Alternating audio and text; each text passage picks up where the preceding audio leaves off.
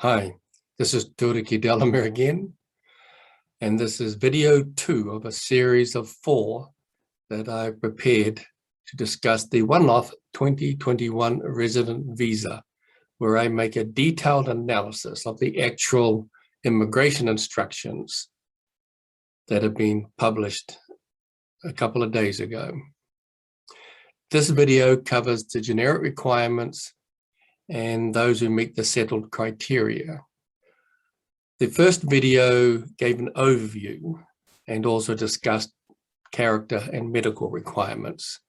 The third video will discuss those who meet the skilled criteria, and the final video, number 4, will discuss those who qualify under the scarce occupations list. So let's moving on. As I said, this is about general requirements and option 1, well settled.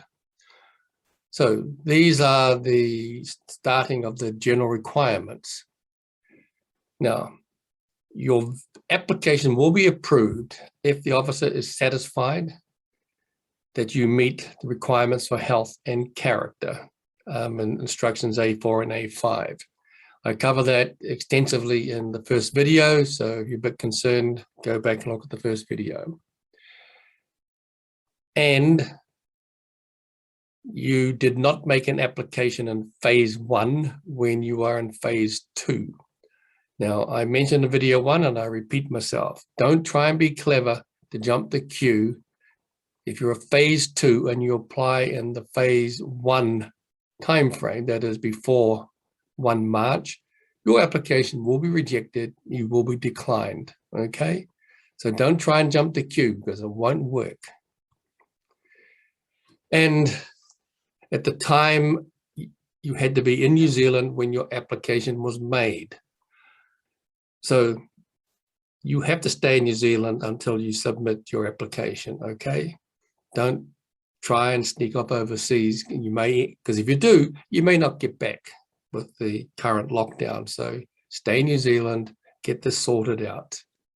And you had to have an eligible visa, which I will cover soon, as of 29 September. Or you've been granted a critical purpose visitor visa, or an applicant who meets requirements for dependent children aged 25 years or older. Immigration instruction, section 6.10b. Just to reinforce what I said a minute ago, if you're not in New Zealand when you make your application, it will be declined unless you come under the dependent children aged 25 years or older category. Now, let's look at the visas you had to hold. These are the visas you had to be holding on the 29th of September. You must have been holding one of these visas to be able to apply. Okay, so there's the, okay, to meet this goal. So there are the list of visas, okay? Essential skills, work to residence, post-study work, migrant exploitation, skilled migrant category job search, religious worker, special work visa for victims of trafficking, special work visas for victims of family violence, and silver fern practical experience. If you have any other sort of work visa, such as partnership, such as PhD student visa that allows you full-time work, you do not qualify, okay? Maybe unfair, I think it's unfair. However, the government sets the policies, and here are the policies, here are the rules. You must have had one of these visas on the 29th of September, 2021. Or if you have a work visa that was granted under Section 61 of the Immigration Act on the 29th of September this year, you must have held one of these visas prior to that, okay?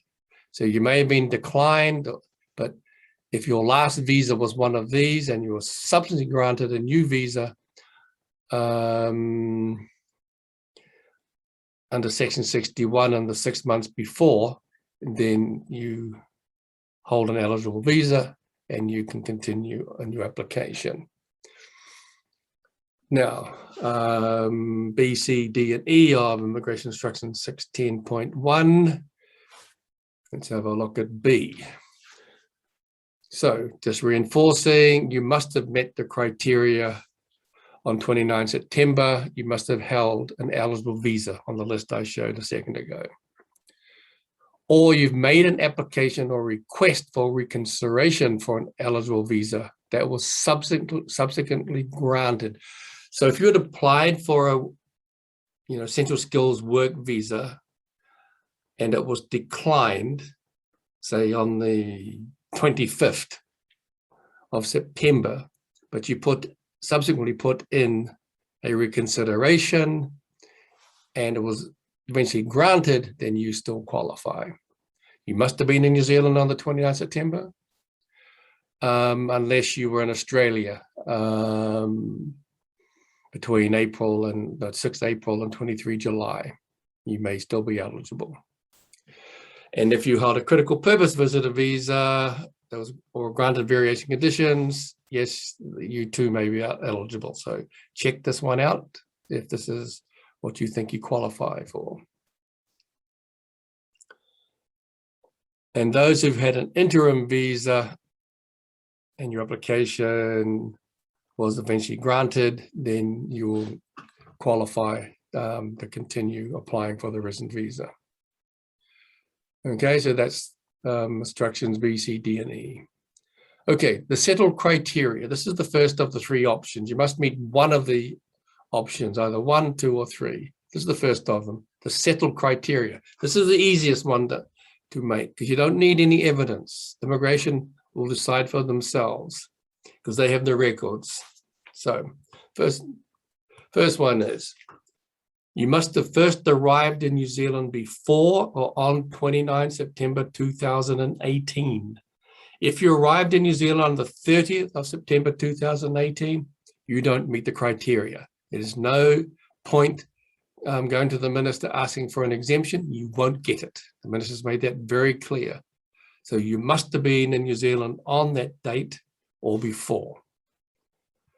And between that date, 29 September 2018 and 29 September 2021, you must have been in New Zealand for at least 821 days. That is 2¼ years. And if you weren't here, if you're only here for 820 days, you fail. You will not get an exemption because you're a day short. Now, this is why I said this is the easiest category to apply for because you don't have to put any evidence in. Immigration New Zealand will determine from their own records whether you meet this criteria. They know if you're in New Zealand. They know what visa you had, and they know how long you've been in New Zealand. Okay, so look, so that's that video. I hope it's useful. If you have any queries, questions, by all means, you can contact us at 441 Queen Street. There's my email address there. If you want to come to our office, you need to make a phone call and book an appointment. And if you do come for a meeting, we agree to meet you. We will only meet you if you are fully vaccinated. Our offices will not allow anyone in who's not fully vaccinated. All our staff are vaccinated. If you're not fully vaccinated, we will meet you over Zoom. Anyway, like I said, hope that was useful. You all stay safe.